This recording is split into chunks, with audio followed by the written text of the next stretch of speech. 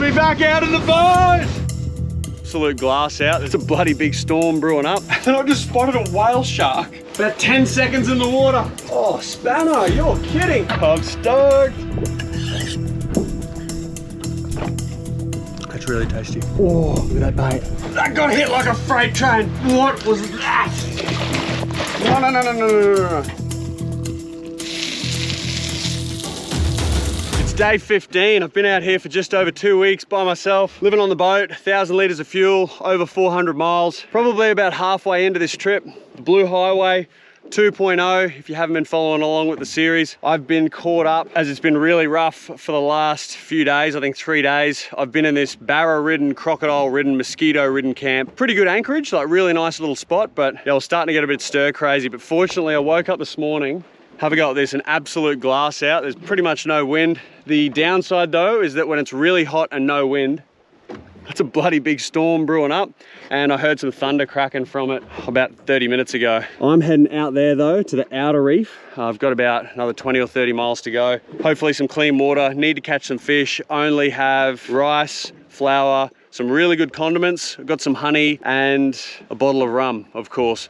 But rum rations are running low, but morale is still sky high. First couple of days were a bit sus. I was pretty nervous. You know, it's pretty risky being out here. There's certain elements of risk anyway, but really settled into it and thoroughly enjoying it. So I'm gonna take you guys along for the ride, the highs, the lows, everything in between, as always. This is the Blue Highway 2.0. Let's go get a feed of fish. I don't think I can actually believe what I just saw with my own eyes. I just got the drone up just to give you a perspective of like how flat it is and how gorgeous and clean the reef is. And I'm zooming around with the drone trying to find where the boat is. And then I just spotted a whale shark. A whale shark out here behind the reef in 28 meters of water. I think it's gone down now. Oh, hopefully I can find it again. Far out. Like one of the coolest animals in the entire ocean, the whale shark. Just got out to the reef, crystal clean, saw a whale shark, spooked it with the motors, swam into the depths, but that's all right.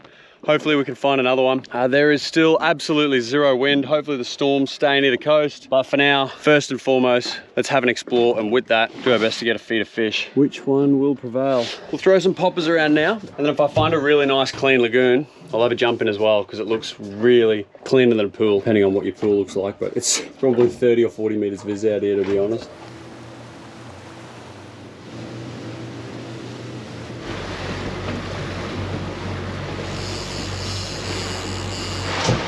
About 10 seconds in the water. Just running 2 lines out the back, literally 10 seconds. There's a fair bit of head shake action, but it's not stripping too much line. What do we got? Oh, spanner, you're kidding. That's lunch. Oh, that's such a nice fish. Have a look at this. Easy. Easy. Spanish mackerel. I actually can't believe how quick that was. That is breakfast and lunch. And let's make Spanish mackerel jerky. I'm stoked. There it is. There's breakfast, lunch and dinner. Spanish mackerel. I don't know what that is, about 4 kilos. Literally 3 or 4 seconds in the water for that beautiful fish. I'm gonna take one side off it now and get it going on the roof so I can make some jerky. Hopefully it'll get done today. I did some last week and it ended up pretty good. I reckon I'm gonna perfect it even more, and then I'll have some fresh as well. I don't have any cold storage on this trip, no refrigeration, no ice. So I'm having to get creative when I get a fish of this size just for one person. Also, set of 3 Back to Basics blades, Jack and the Bear collab. Check them out on their website if you want a set of knives that'll last you forever. All right, let's get this up. Honestly, look how sharp that is. One hand on the camera, one hand on the knife.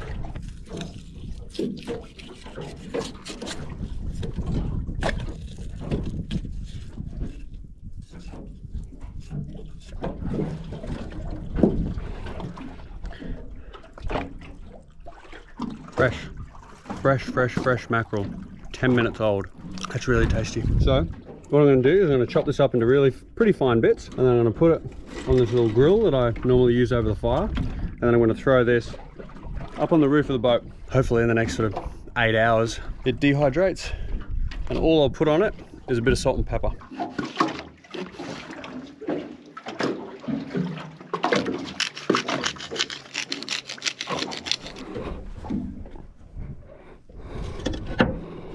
All right. Oh no, I don't know if you can hear that, but that is grumbling. That weather system just to the east of me is grumbling. Please just don't rain. I'm trying to make food for the next few days. It's really hard to appreciate just how good this is after 3 days of such rough weather. To be back out in the boat! Woo!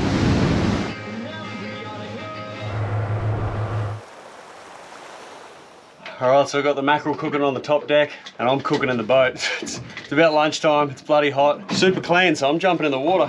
Let's see what's down there.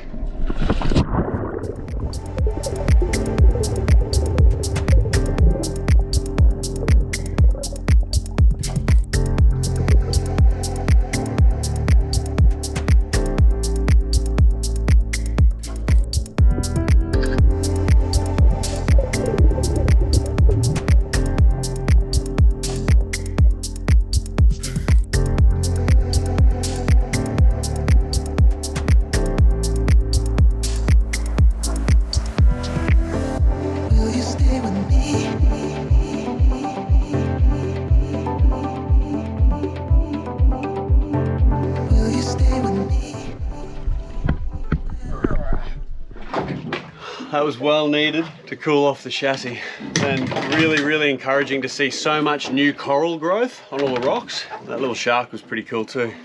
All right, let's go another 10 miles on the outside of this reef, 10 miles, probably 8 miles on the other side of this reef, and have an explore around. I'd really like to see another whale shark, but I'm not gonna get my hopes up. I'm just looking at these contour lines here on the other side of the reef where it drops way off into the shelf.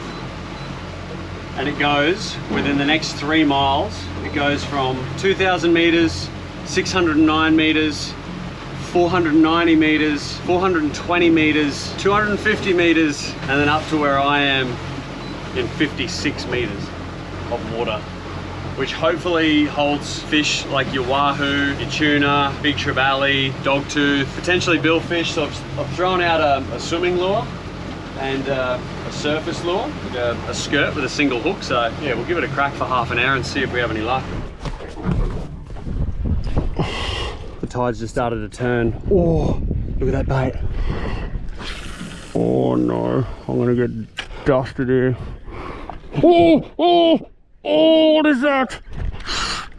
Oh, like clockwork. Tide started turning, the fish are on. You can actually hear the bait. What is that? Oh my God. What the heck? It's a huge cod. What? What are you doing? It's 27 meters deep. There's the colors, pretty, eh? All right. You're right. I'll get you off. Oh wow, that was so good. Oh, you can see a shark now busting through this bait. Yeah, that was really strange. Normally you get cod in really shallow water, but 28 meters under me, but it comes up to a little bit of a rise, but not much. All right, let's do that again, see if there's anything else. Oh, no! What was that? I've got this drag pumped up. Bent the hook a little bit. One quick go. Oh! Oh, I popped it out of its mouth. Oh!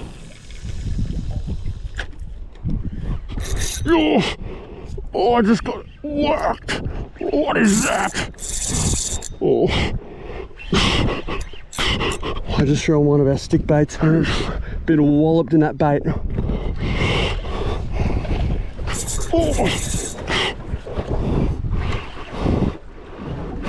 Oh, it's silver, but I can't get a visual yet. Oh, epic. I think it's a blue trevally. Oh, no. One of the prettiest fish in the entire ocean. It's a blue trevally. Have a look at the colors through the top of it. Generally only get them out at the hunting along the reef edges. They're really good tucker as well, but I'm gonna let this one go.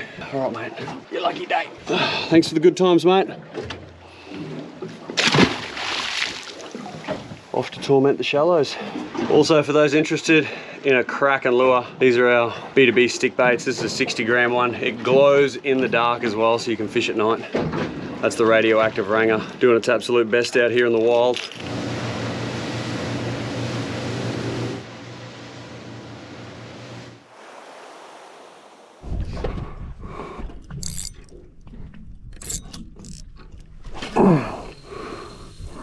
do it. Let's do it.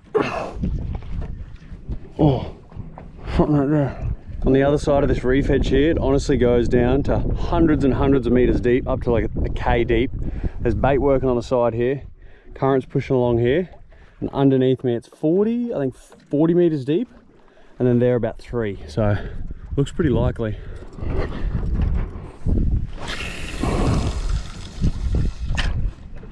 That got hit like a freight train. What was that?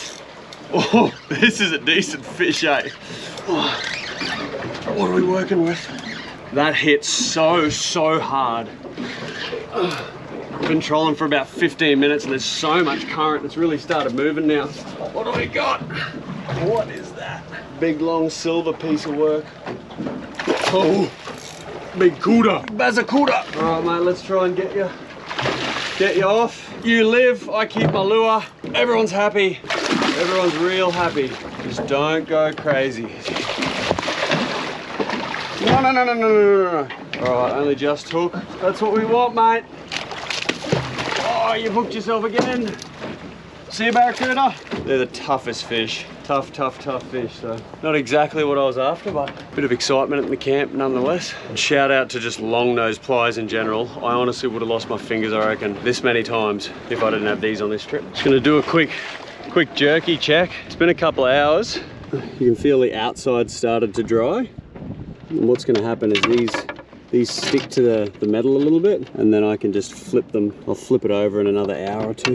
But honestly, that's been a bit of a savior for me in the way of snacks, or just really good having with rice. Or when they're dried, you can fry them up as well in a little bit of oil once you dust them in a bit of flour, and that's been really good too. Or just have them straight as, or dipped in a bit of chili oil and soy sauce. Bit of a morale booster out here, the old fish jerky. First time I've done it. So welcome to my bedroom, kitchen, fishing area. I am going to whip up a feed of this mackerel and rice because there's a fair bit of hunger getting around the boat. Rice, flour, chili oil, olive oil, Moroccan herbs and spices, spice of life.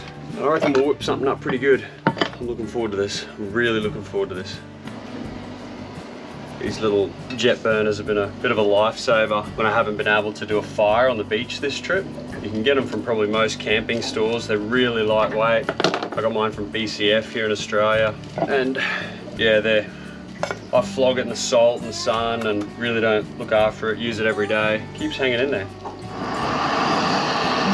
So the game plan is, after I finish this feed, to find a prime anchorage for tonight, because as you've seen, there's quite a few like storms and a bit of weather activity around. So yeah, I don't want to be left vulnerable and exposed ever, really, but especially at night in this boat by myself out on the outer reef. So I'm gonna really prioritize this afternoon getting a crack and anchorage well before dark. The days really do revolve around the tide and the wind, where you go, what you do, how you fish, how you look at. Pretty much everything is around the wind and the tide. Yeah, fortunately I've got a little Zoleo device, which is essentially a sat network where I can text and receive text to my phone. So I've been getting a weather update, like a 2 or 3 day forecast, which is pretty invaluable, safety wise anyway, being out here, especially as a solo chumby. But yeah, overall, if this is the first episode you've watched to the Blue Highway in this season, I'm traveling in this boat up a remote part of Australia, and so far I'm really enjoying it. Catching big mud crabs, camping out on sand cays, seeing birds nesting and an immense amount of wildlife smack bang in the middle of it, catching some amazing fish, seeing some beautiful reefs. There's really been a hell of a lot of highlights, and yeah, I've covered a lot of country, seen a lot of places, tic-tac-toed literally through some of what I think some of the world's most untouched wilderness areas. So pretty immensely grateful for that. Looking forward to, hopefully in a couple of days time, if all the stars align, to be getting some company.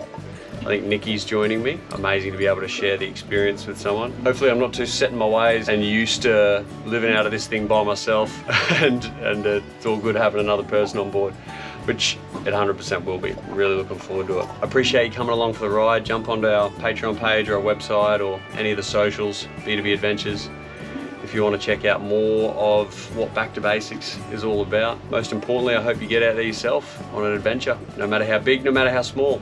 If anything cool happens tonight, I'll turn the camera on. Look, if it doesn't, I'll still be happy, because that means that I just had a good, long, uninterrupted sleep, which I am I'm really due for. So I've got the rice almost done, and that's some of the jerky, like 4-hour-old jerky, just in a little bit of oil on the top just to warm it up, and put a bit of chili oil on it. I reckon that'll be a real treat. Yeah, basically how it'll work, rice gets done, fish will get done, which cooks really, really quick, mackerel especially, really nice thin pieces, and that's a meal.